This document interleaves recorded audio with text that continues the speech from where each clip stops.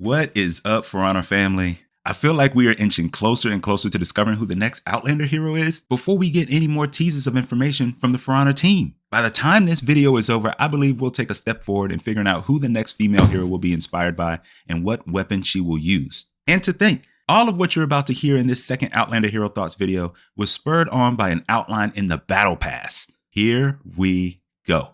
So how do we get from the Year 8 Season 3 Tier 93 Battle Pass outline to an Amazonian queen being the next hero? Well, in part, you need to watch the first video discussing the Outlander Hero Thoughts that included community member Colt's thoughts on why it would be an Amazon hero next. To follow that up, community member Bongo mentioned in the comments section that the second outline in the Battle Pass didn't appear aligned with the Vikings, and this same look of the second outline appearing to be related to the future was done in Year 8 Season 2, the Samurai season, as well. And I thought, that's pretty interesting. So I started looking into the outline and discovered more potential hints that are really starting to pull me off of thinking a Mongolian hero could be next. I'm not there yet, but I'm getting closer. Let's start with the Battle Pass outline pointed out by Bongo. I was searching all things Mongolian, initially trying to draw a connection to the outline. That seemed to be a dead end. Then I started looking into Amazonian connections to the outline, and some of the art caught my eye. The more I looked into it, it appeared to me that it was an astrological connection, and that eventually led me to the Trojan asteroids. If you haven't heard of the Trojan asteroids, just stick with me. It'll be quick and it will all tie together. Trojan asteroids share the same orbit as a larger body such as a planet, and they are primarily found in the same orbit as Jupiter. There is a leading group and a trailing group as you see here. There are 5 Lagrangian points, and here's where it gets interesting. Notice the angles here. Then look at the Tier 93 outline, specifically the corners. You see the circle with the dot in the middle, and that symbol astrologically is the sun. Now look at the graphic and see the sun. There are similarities here. You can see how the termination points mirror each other a bit. Now remember, For Honor presents things that are inspired, whether factual or fictional, so this could be the case here. So it can't be ruled out. Keep thinking about those Trojan asteroids. I read that the term Trojan is a reference to Greek mythology's Trojan War.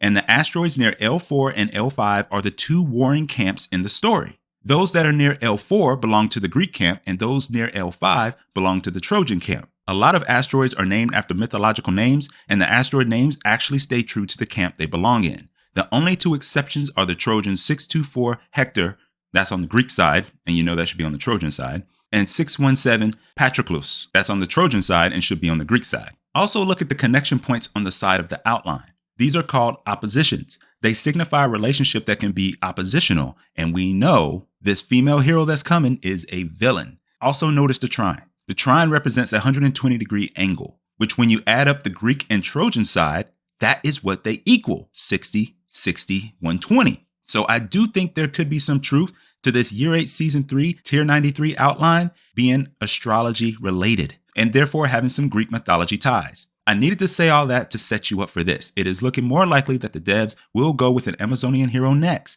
and that hero will be inspired by the Amazonian queen, Penthesilea.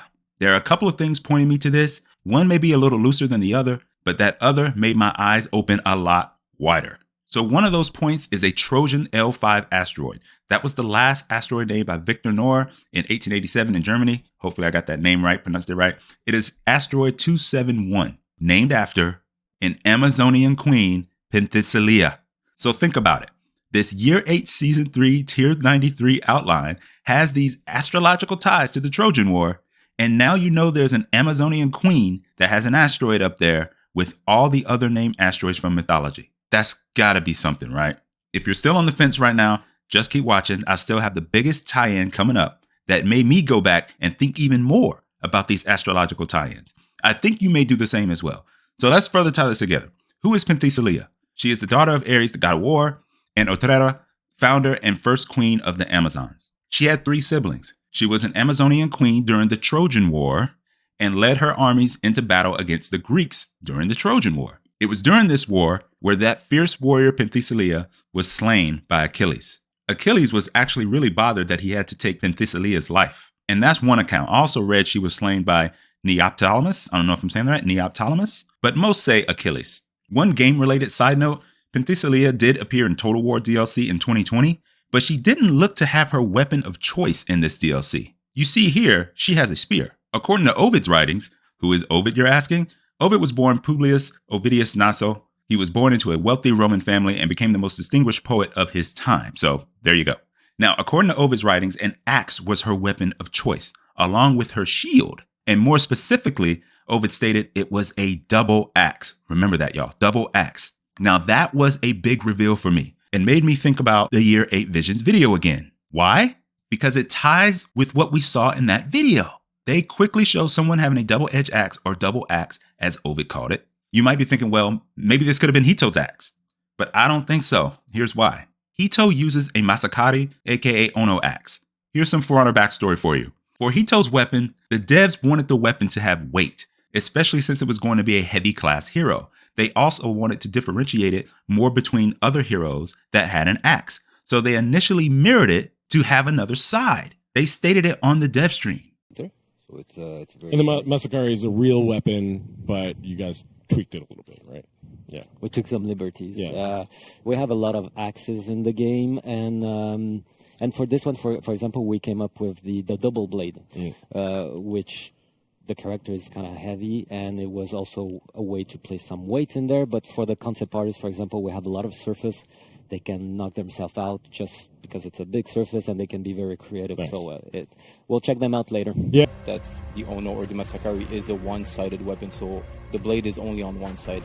But for the Hitokiri in our game, the executioner, so we decided to go with a two-sided blade. Now, knowing that information, do you think it's a coincidence they put a double-edged axe that no other hero in Heathmore truly has? I don't.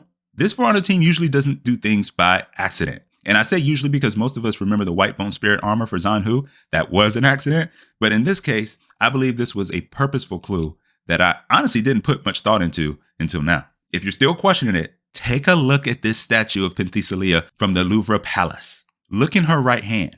What do you see? A very similar double axe that is comparable to what the For Honor team showed in the video. We can say double-edged axe, double axe either way. I think we might have discovered who the next hero will be inspired by if the hero is Amazonian. I couldn't find a Mongolian female hero with an axe like that. Now, unless I completely misread the axe being placed in the Year 8 Visions vid and misread this outline as having these astrological ties to Greek mythology, it's looking like an Amazonian female hero is coming our way. Now, with what's been stated here, we still need to get more confirmation based on the environment or some lore in the story or whatever, because the big question still isn't answered. Will the hero skin tie-in trend continue with the Wulin hero skin, or even the Viking hero skin, or both? Although, as community member Coat alluded to, and what was mentioned in the For Honor Year 7 lore recap, Varangian Guard was taught Greek by the Varangian Guard's leaders. Holden Cross found the woman in the wilds. He sent her across the northern border to find a group of mercenaries, the Varangian Guards, and they welcomed her into their midst. She trained with them and was taught Greek by their leaders. Listen to this. Could those leaders of the Varangian Guard be Penthesilea-inspired heroes with double-edged axes, which would differ from VG's axe, of course?